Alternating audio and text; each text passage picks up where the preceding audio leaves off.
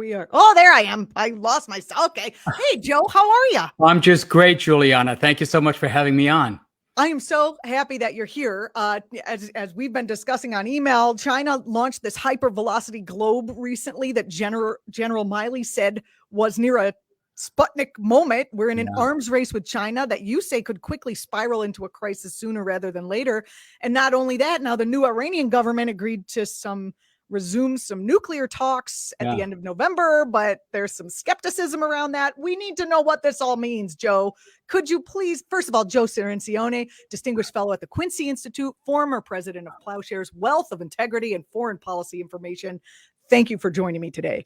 My pleasure. Let's get right into it. You want me to start with China? Let's start with China. What did China do and what does it mean? Well, this takes place in the context of a mounting sort of China mania in Washington, D.C. You can't go anywhere without somebody talking about China. For example, the hearings today on big oil, Republicans couldn't stop talking about China. China was the threat, not big oil, not climate change. And so in the context of this, of all the differences we have with China, we now have a burgeoning arms race between the United States and China.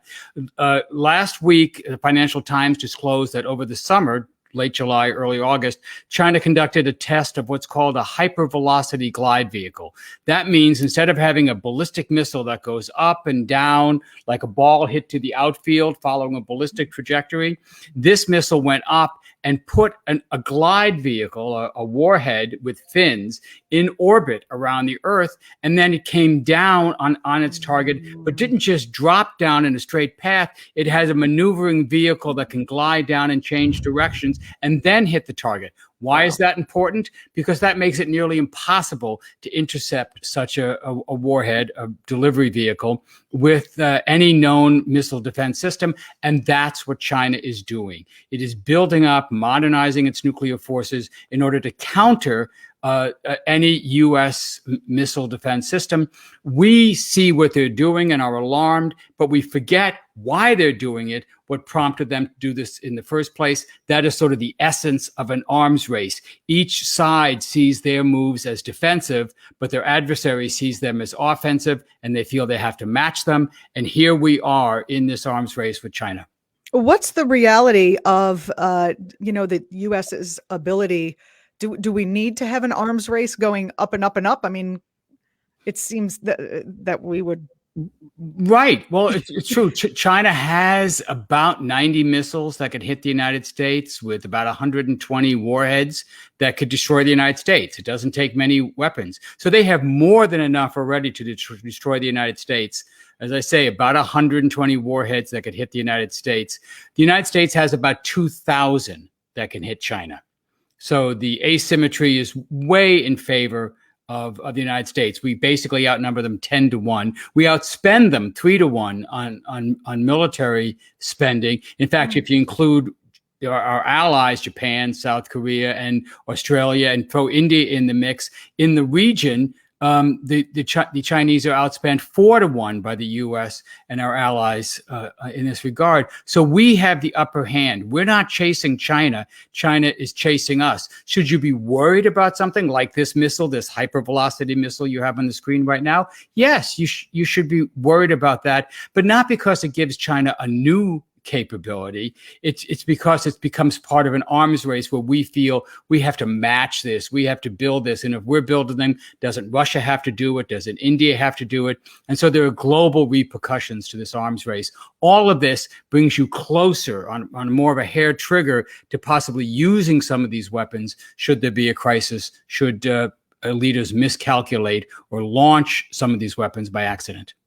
Okay, well, that does make me feel much happier that we have a Joe Biden in the office than a Trump, who might literally bumble around and launch something out of accident or out of narcissism or out of whatever's going on with him. Yeah, but you shouldn't be worried. You shouldn't be worried that China somehow is stealing our lunch, that they have an edge on us. The United States has military superiority over China on practically all military measures. And remember, what we're talking about is the U.S. defense perimeter, which extends about 6,500 miles from the shores of California right up to China.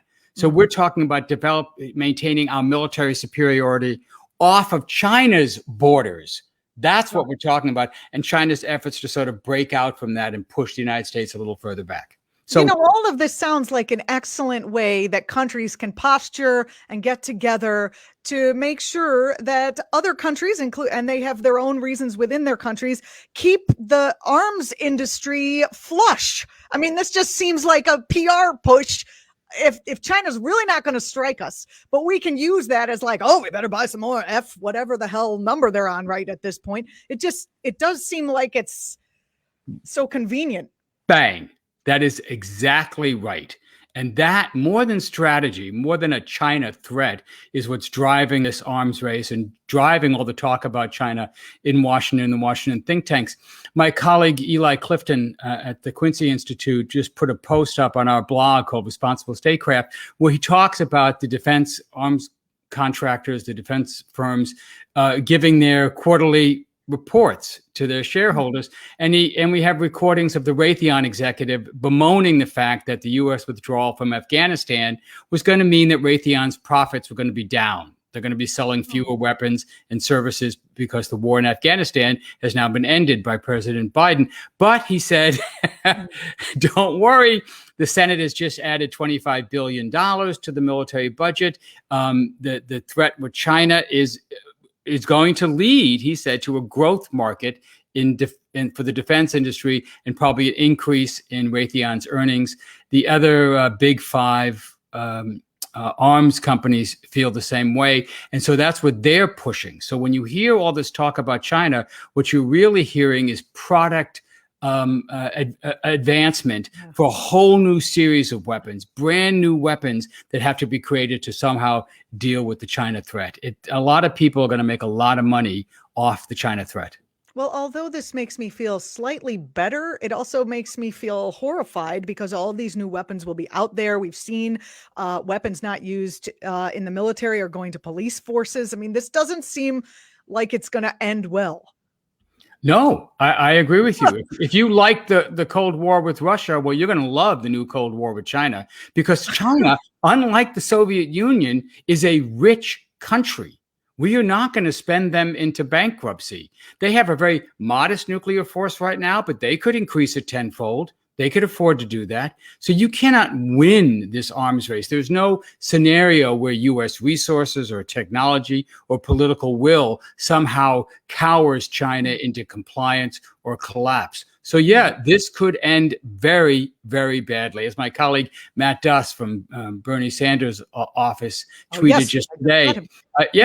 One of the smartest military analysts out there, National Security Analyst, he said he's never seen a town, Washington, walk so happily towards a new war as what he's seeing with all this talk about China and Washington these days. Well, I'm looking forward to having your colleague on. Thank you for connecting me with him to talk about what the true threat is to our country, which is climate change. I won't ask you these questions because I will save them for your colleague. So thank you for connecting me with them. But do you have any insight on whether it may or may not? How come the weapon? This might seem a pedestrian question, but how come the weapons manufacturers can't just corner the market on plowshares and we start actually making things that could fight the real threat? Don't they see the writing on the wall, or are they just trying to grab all their money before the wave hits? You mean, why can't we turn jet turbines into wind turbines? Yes. Yeah. Well, you could do that. And in fact, quite honestly, I think until we have government programs that basically pay the defense firms not to make weapons, that we're going to see the defense industry continue to dominate military policy in the Pentagon, in the Congress, and therefore in the country. There's just too much money to be made. This Congress is about to pass a $778 billion annual Pentagon budget, $778 billion. They took what President Biden gave them, which was basically the Trump budget, which was already at historically high levels, and they added $25 billion to it. Why are they doing that? Because the arms industry has flooded this town with lobbyists, has flooded this town with money, with campaign contributions. They basically own the Congress at this point. So you could do something like that with strong incentives to convince Northrop Grumman and Lockheed and Raytheon to make systems that address climate change rather than imaginary military threats. Well, I look forward to that happening. We Yeah. can't. I'll put a pin in that one. Thank you for that answer, though. That does make a lot of sense. Let's move on to Iran. Can you explain exactly what's going on there? Why was their announcement that they would come back into resuming nuclear talks? Why was it met with some skepticism? Because you don't really know if the Iranians are serious about this. There's a new government in Iran that was elected in June. It's a new hardline government. So the former so-called reformists are out. President Rouhani, his foreign minister, Javad Zarif, who negotiated an agreement with the United States and the Europeans and Russia and China in these 7-nation talks that have been going on in Vienna. They had basically wrapped up that deal by the end of June. But then the Iranian elections happened. Everything was put on hold. But that was in June. The new government's come in. They've had plenty of time to transition, and now they're dragging their feet. They haven't returned to talks. They're putting out new demands. They don't like the deal their predecessors negotiated, and they want something new. They want something different. And they have internal political differences. It's kind of like having Trump come in as president. These are new hardliners, and they don't like what their predecessors did. They think those are bad deals. They want to negotiate something else. They're running up against some important international meetings. There's a meeting of the International Atomic Energy Agency in mid-November, the IAEA, which might vote a resolution condemning Iran. So I think that's why you're seeing Iran now saying, okay, we're coming back to the talks. We're coming back by the end of November. Is that hopeful? Yes. Does it improve the chances for getting negotiations going again? Yes. Can we be optimistic that we can get a deal? No, not yet. We don't know if the Iranians are prepared to come back and negotiate in good faith or just string us along. Oh, that's not very good. This is so disappointing because of what Trump did. But even though, I mean, if the nuclear deal that we had was in place already, would the one that we had under Obama, do you think the new government in Iran would have stayed with it? I guess this is all conjecture. No, absolutely. There's no question. Remember, we left the deal. This deal worked. The deal that Barack Obama negotiated, and I worked very hard on this from the outside for 6 years to first convince the countries to come to the table, then negotiate a deal. This worked. It shrank Iran's program to a fraction of what it once was, froze it for 25 years, and locked it in an iron box with cameras. We knew exactly what Iran was doing. They were a good year away from any ability to make the material for a bomb, even if they had wanted to. And if they had tried to do it, we would have seen them doing it. This worked. And in exchange, Iran got sanctions relief. Iran was then allowed to come back into Western financial institutions, Western exchange mechanisms, etc. It was working for Iran. It was working for us until Donald Trump smashed it. He broke it to smithereens under the lie that there was a better deal, that he, Donald Trump, could negotiate a better deal that would completely eliminate Iran's program, not even leave it with that little shrunken program in an iron box. He was going to get rid of it. It backfired tremendously. Iran waited a full year after Trump left before it said, okay, you're not going to give us sanctions relief. If you're going to put sanctions on us, then we're going to start our program again. And they've been inching over closer and closer and closer to the ability to make a nuclear weapon. Oh, boy. Well, we're glad to have you on the show. You always scare me to death. Well, it is Halloween. Right. Perfect. I remember you. One of the last times we were on the show was at the end of the Trump administration when we talked about how dangerous the situation was. It was December. He had been voted out of office. We all lived through this, thankfully. But we're finding out now just how concerned some of the people were that he would start a nuclear war or launch a missile. Can you give me a little bit of or give the audience a little bit of your thoughts that you can give in retrospect, seeing what happened and what's being said now? And also, I did hear you talking at that cocktail party about the possibility that there would be more, or maybe it was watching Marianne's show, I'm not sure, the possibility that we could put into place in case another insane fascist gets in, a way that it's not just one person's purview to launch a strike. You'd have to go through at least two people, like the vice and, one of the heads of, the military or something. Yeah, exactly. Today actually is the anniversary of the end of the Cuban Missile Crisis 59 years ago. It ended today with the U.S. and then Soviet Union pulling back from the brink of nuclear war. It's the closest we've perhaps ever come to nuclear war. And Robert McNamara, who was then Secretary of Defense, said afterwards that we escaped by sheer luck. There was a lot of things that could have gone wrong there, that could have launched an attack that could have ended human civilization on this planet. And after that, President John F. Kennedy put in place further controls over nuclear weapons. And he consolidated civilian control over nuclear weapons into one person. And he made sure that as he said, no captain's going to be able to launch us into nuclear war. Only the president can authorize the use of nuclear weapons. Well, that's a good thing, but it's also a bad thing because the president has unilateral control over this. So the president of the United States can launch a nuclear war, can launch nuclear weapons whenever he wants, and it's always been a he so far, for whatever reason he wants, and there's no check on that. He doesn't need to get the approval of the Secretary of Defense or the chairman of the Joint Chiefs, certainly not Congress. There's no appeal to the Supreme Court. It all happens in a matter of minutes, literally somewhere between 15 and 20 minutes. The president can order a strike anywhere on earth, and that strike will be implemented by the military. So we came real close over the last 4 years to exactly that kind of nightmare scenario.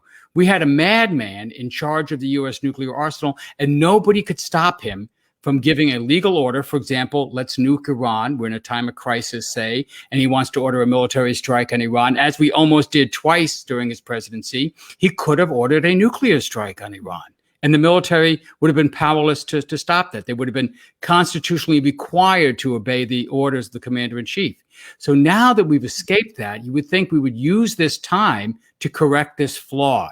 The President Biden, all by himself, can decide from now on the vice president has to agree, or the Secretary of Defense, or some say the Speaker of the House. The president could declare that from now on, the policy of the United States will be never to use a nuclear weapon first. So what they call a no first use policy. That would mean if a future president tried to do that, it would be an illegal order, and the military would not be obligated to obey it. In fact, they'd be obligated to refuse him. So you can put some checks in place. So far, we don't see any sign the Biden administration is paying attention to this. If we go 4 years without those kinds of reforms, I'm afraid we're going to have a missed opportunity. And we could face a world where Ted Cruz or Tom Cotton has control of the nuclear arsenal. And do you trust them to behave sanely and rationally? Well, we're going to leave it at that on that terrifying note. Oh, Joe, it's always so great to have you on. I really appreciate you coming here and being part of our broadcast and just all the work that you do to keep us safe and to keep a progressive and hopefully peace-based foreign policy moving forward. Thank you so much. Thank you, Julianna, and happy Halloween. Happy Halloween.